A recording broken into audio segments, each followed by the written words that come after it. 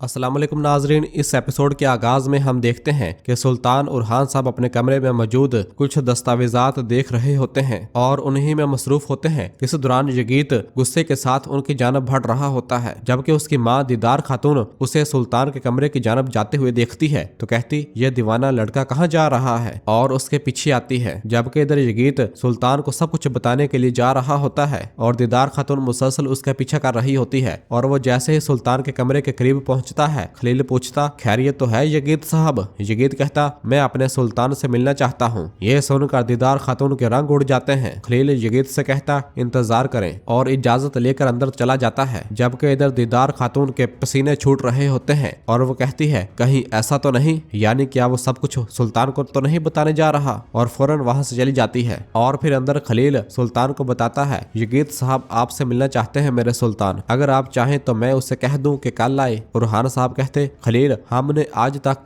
किसे अपने दरवाजे से वापस भेजा है, यकीनन इस वक्त कोई अहम बात ही होगी, है ना, उसे अंदर बुलाओ। खलील यगीत से कहता आइए यगीत साहब, और यगीत सुल्तान के पास आता है। सुल्तान कहते खुश आमदीद दामाद साहब, बताओ क्या बात है। इस पर यगीत खामोश हो जाता है। जबकि दूसरी जानब दीदार खातून भागती भागती शहनशाह साहब के पास पहुंचती है और कहती है पहुंचे मेरे सरदार पहुंचे। शहनशाह साहब पूछते क्या हुआ खातून। दीदार कहती यगीत सुल्तान उरहान के पास गया है। यह सुनते साथ ही शहनशाह साहब उसकी उस बात को याद करते हैं जब उसने कहा था बाबा ये गद्दारी है। दीदार कहती ये लड़का किसी पागलपन में हम सबको बर्बाद कर देगा, कुछ करें शहनशाह। तो शहनशाह साहब भी फौरन उठते हैं और सुल्तान की जानब रवाना होते हैं। इधर सुल्तान यगीत के पास आकर कहते कहो यगीत मैं तुम्हें सुन रहा हूँ। यगीत कहता सुल्तान मैं। जबकि दूसरी जानब गार के अंदर हम देखते हैं कि अलाउद्दीन साहब गोश्त भून रहे होते हैं और फिर उसे गोंजा को देते हुए कहते कुछ खा लो खातून। गोंजा कहती खा तो लेती लेकिन अकेले मेरे हलक से नहीं उतरेगा अलाउद्दीन, तुम्हें भी रोजा इफ्तार करना चाहिए। अलाउद्दीन कहता तुम लोग ठीक रहो तो भूख मेरा क्या बिगाड़ लेगी, हाँ मेरे गुलाब। गोंजा कहती हम ठीक है लेकिन हम चाहते हैं कि हमारे बाबा भी कुछ खा लें। अलाउद्दीन कहता ऐसा है। गोंजा कहती हाँ, और फिर उसे कुछ खिलाती है। जबकि दरसून भी उन्हीं के पास लेटा हुआ होता है और बेहोश होता है। इस दौरान उसे हल्का हल्का होश आता है तो अलाउद्दीन साहब कहते खातून जरा देखो हमारा जासूस जाग गया है। इस दौरान दरसून के मुंह से निकलता है हलीमा। यह सुनते साथ ही अलाउद्दीन साहब एकदम साकन हो जाते हैं और उसकी जानब मुतवज्जा होते हैं। दरसून कह रहा होता है मैंने गद्दारी नहीं की हलीमा। यह सुनते ही अलाउद्दीन कहता इसने क्या कहा। हाँ खातून। गोंजा कहती इसने कुछ नहीं कहा। अलाउद्दीन साहब उठते हैं और कहते हैं इसने क्या कहा है। दरसून मुसलसल हलीमा हलीमा कह रहा होता है और कहता है हलीमा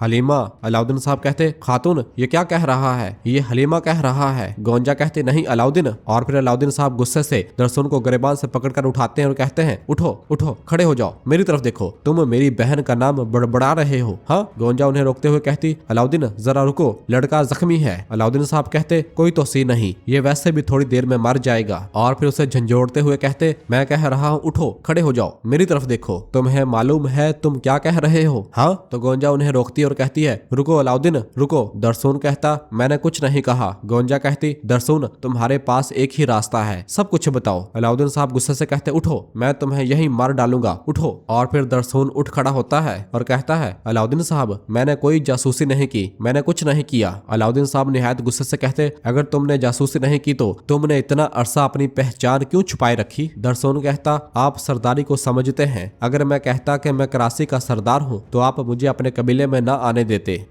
जब मैंने आपको पहचाना तो मैं जाना नहीं चाहता था, वापस नहीं जाना चाहता था, लेकिन मैंने आपसे गद्दारी नहीं की। अलाउद्दीन साहब कहते खामोश रहो, अगर तुम जासूस नहीं हो तो तुम इतने अरसे से कबीले में क्या कर रहे थे, पहले ये बताओ। दरसून कहता मैं आपसे गद्दारी नहीं कर सकता, मुझे नहीं मालूम कि ये कैसे कहूँ, लेकिन मुझे हलीमा खातून से मोहब्बत हो गई है। यह सुनते साथ ही अलाउद्दीन साहब को बहुत ज्यादा गुस्सा आता है।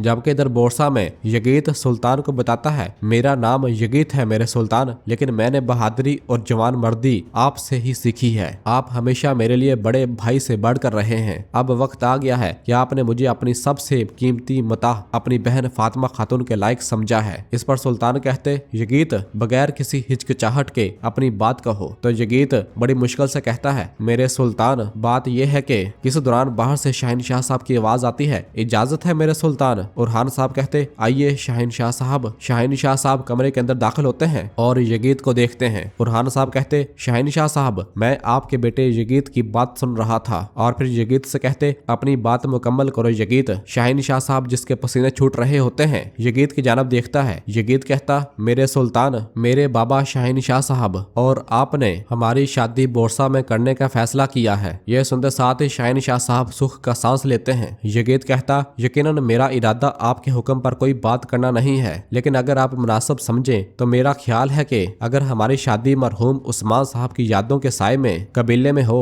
तो फातिमा खातून ज्यादा खुश होंगी। और ये कहकर यगीत शाहिनशाह साहब की जानब देखता है और फिर सुल्तान कहते, तुमने अच्छा सोचा यगीत, मैं अपनी वालिदा और बहन से मशवरा करूंगा और फिर जो जरूरी हुआ वो करेंगे। और फिर शाहिनशाह साहब कहते, मेरे बेटे, क्या तुम ये बात सुल्तान से कहने के लिए कल तक का इंतजार नहीं कर सकते थे? और फिर सुल्तान से कहते, मेरे सुल्तान, मैं ये पूछने आया था कि क्या हम सहरी एक साथ कर सकते हैं? तो सुल्तान कहते हैं, मैं बाहर जाकर अपनी आवाम के साथ सहरी करना चाहता था, चूंकि अब तुम आ गए हो तो तुम भी तैयार हो जाओ, हम साथ चलेंगे। शाहिनशाह साहब कहते, ठीक है। और फिर यगीत को इशारा करते हैं और वो दोनों कमरे से रवाना हो जाते हैं और सुल्तान अपने कामकाज में मसरूफ हो जाते हैं। और फिर इधर बाहर जब तमाम सिपाही भी रोजा इफ्तार कर रहे होते हैं और खाना खा रहे होते हैं, जलेबी भी सिपाहियों के हमरा उन्हीं के साथ रोजा इफ्तार कर रहा होता है। बुरहान और जरकुतै उसे देखते हैं और एक दूसरे को इशारा करते हैं। और फिर बुरहान कहता, अब जबकि हम खा पी चुके हैं तो तुमने इतने सारे मुमालिक की जो सियाहत की है इसके बारे में तुम्हारा क्या कहना है? बताओ जरा, वहाँ रमजान कैसे गुजारा करते थे? सिपाहियों, इसे बताना चाहिए है ना? जरकुतै कहता, हाँ बताना चाहिए। जिस पर चलबी कहता, ऐसा है तो बिस्मिल्लाह, और उठ खड़ा होता है। बुरहान साहब और जरकुतै भी उठते हैं। चलबी एक जानब ऊपर चला जाता है और सबसे मुखातब होकर कहता, मैं कहाँ से शुरू करूँ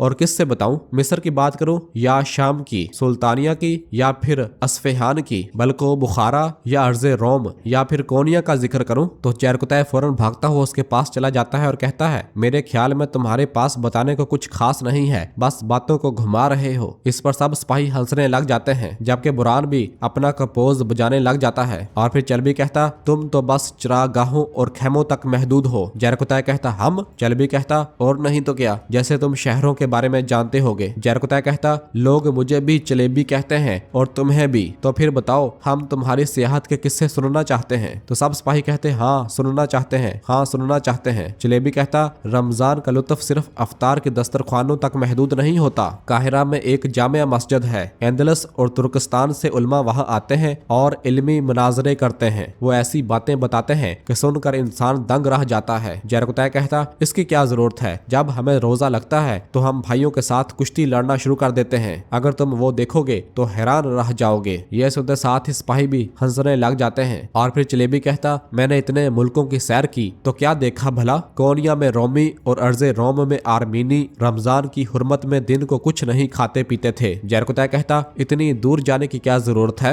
हमारे यहाँ पहाड़ों के भेड़िए और दरख्तों के परिंदे भी रोजे रखते हैं। जलेबी कहता, आपको इफ्तार के बाद शाम के बाजार देखने चाहिए, हर जगह चिरागों और फानूसों से दिन की तरह रोशनी हो जाती है, सहरी तक जश्न का समा होता है। जरकुतै कहता, लेकिन हम कबीले में इन पर शिकवा कंदीलियों की रोशनी में इस जात का शुक्र अदा करते हैं जिसने हमें इफ्तार और सहर अता की और रमजान तक पहुंचाया। हम ढोलचियों और ताजरों के शोर पर नहीं बल्कि बुलबुलों के नगमों पर कान धरते हैं, सुनो। इस पर सब सिपाही हंसने लग जाते हैं। और फिर जलेबी कहता, मुख्तसर यह है कि मेरे भाई, रमजान की लज्जत और इसकी रूह रंग बरंगी है, लेकिन तमाम रंग उसी के नूर से हैं। जरकुतै कहता, वो जिसके एक हुक्म से तमाम आलम इस्लाम वजूद में आया, वो पहले रोजा रखवाता है और फिर अपनी नेमतों से नवाजता है। जलेबी कहता, अल्लाह करे कि मैदान महशर में भी इन लोगों के साथ जन्नत में इफ्तार नसीब हो इंशाल्लाह। सब कहते हैं आमीन। और फिर जरकुतै और जलेबी एक दूसरे से गले मिलते हैं और सब बहुत खुश होते हैं।